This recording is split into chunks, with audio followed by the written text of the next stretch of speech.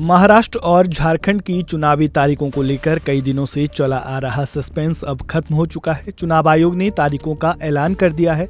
बात अगर झारखंड की करें तो 81 विधानसभा सीटों वाले इस राज्य में 2 चरणों में 13 और 20 नवंबर को मतदान होगा और 23 नवंबर को चुनावी नतीजे आएंगे। चुनाव की तारीखों के ऐलान के साथ ही अब प्रदेश की सियासत में तमाम पार्टियों की धुकधुकी तेज हो गई है। तो चलिए जानते हैं कि झारखंड का सियासी गणित क्या कहता है।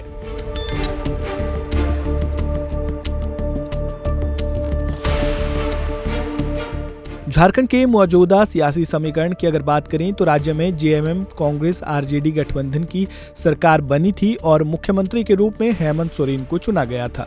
विधानसभा चुनाव में पूर्ण बहुमत के साथ सरकार बनाने के लिए जादुई आंकड़ा 42 सीटों का है। पिछले यानी 2019 के विधानसभा चुनाव की बात करें तो 30 सीटें जीतकर जेएमएम सबसे बड़ी पार्टी के रूप में उभरी थी।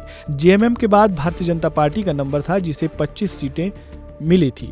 वहीं कांग्रेस 16 सीटों के साथ तीसरे, 3 सीटों के साथ झारखंड विकास मोर्चा प्रजातांत्रिक चौथे नंबर की पार्टी बनी थी। इसके अलावा आरजेडी सहित बाकी अन्य सहयोगी दलों को 1-1, 2-2 सीटें मिली थी। भले ही हेमंत सोरेन सरकार 5 साल का कार्यकाल पूरा करने जा रही है, लेकिन इन 5 सालों के कार्यकाल के भीतर काफी कुछ बदला है। मुख्यमंत्री हेमंत सोरेन इस्तीफा देने और जेल जाने से लेकर वापस मुख्यमंत्री की कुर्सी पर बैठने तक झारखंड का सियासी समीकरण पूरी तरह से बदल चुका है। जेएमएम की ताकत कहे जाने वाले चंपई सोरेन बीजेपी में शामिल हो चुके हैं। झारखंड में इस बार का विधानसभा चुनाव काफी दिलचस्प होने वाला है।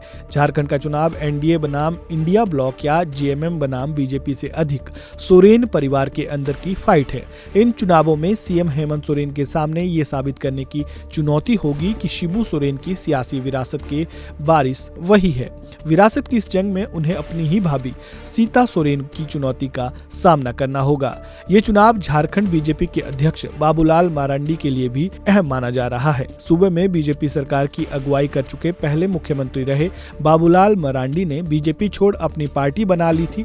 अब मरांडी बीजेपी में वापस लौट चुके हैं। पार्टी के प्रदेश अध्यक्ष है तो उनके सामने भी अपनी रणनीतिक कुशलता साबित करने की चुनौती होगी।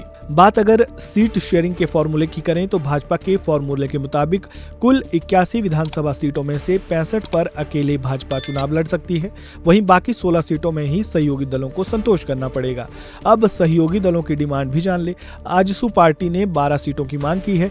जेडीयू ने अभी पत्ते नहीं खोले हैं, लेकिन उसे भी 8 से 10 सीटें चाहिए। लोजपा आर ने 11 से 12 सीटों पर चुनाव लड़ने की इच्छा जताई है।